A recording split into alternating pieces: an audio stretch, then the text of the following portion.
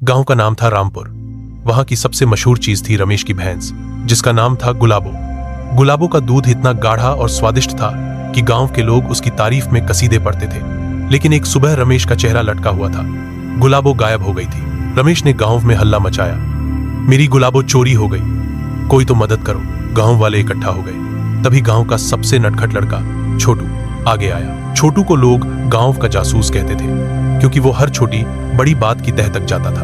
रमेश रोते हुए, छोटू मेरी गुलाबो को ढूंढ दो, वो मेरी जान है। छोटू हाथ में लकड़ी का डंडा घुमाते हुए, चाचा फिकर नॉट, मैं हूं ना, पहले बताओ रात को कुछ सुना? रमेश हाँ, कुछ खटपट की आवाज आई थी, लेकिन मैंने सोचा शायद कुत्ता होगा। छोटू आंखें सिकोड़ते हुए, कुत्ता? गुलाबो को कुत्ता नहीं ले जा सकता, ये चोर का काम है। कोई सुराग? रमेश हाँ, गौशाले के पास कीचड़ में एक जूते का निशान है। छोटू जासूसी अंदाज में बढ़िया, चलो वो निशान देखते हैं। छोटू गौशाले के पास पहुंचा। कीचड़ में जूते का निशान साफ दिख रहा था। पास ही एक टूटी हुई रस्सी भी पड़ी थी। छोटू ने निशान को गौर से देखा और बोला, ये जूता तो बड़ा है, गांव में ऐसे जूते पहनने वाला कोई 2.5 फुट का गुंडा होगा। छोटू ने अपने दोस्त बबलू को बुलाया।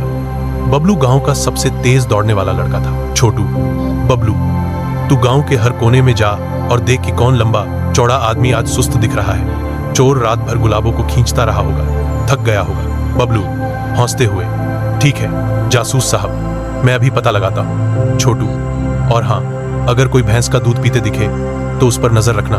बबलू गांव में दौड़ पड़ा।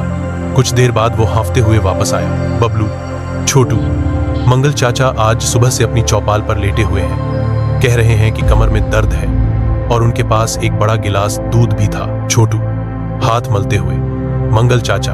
हाँ, वो तो गुलाबों का दूध चुराकर बेचने की बात करते थे, चलें। छोटू और बबलू मंगल चाचा की चौपाल पर पहुंचे। मंगल चाचा सचमुच लेटे थे, लेकिन उनके जूते कीचड़ से सने थे।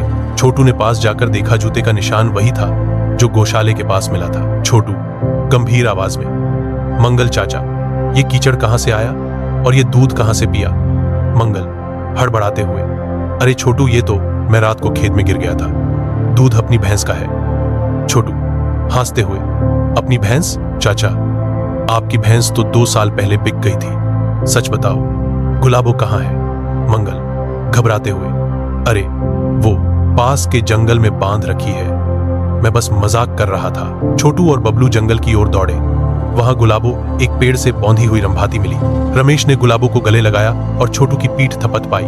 गांव वालों ने मंगल चाचा को पंचायत में पेश किया, जहां उसने माफी मांगी और 1 महीने तक गांव की सफाई करने की सजा पाई। छोटू ने हंसते हुए कहा, गांव का जासूस कभी फेल नहीं होता।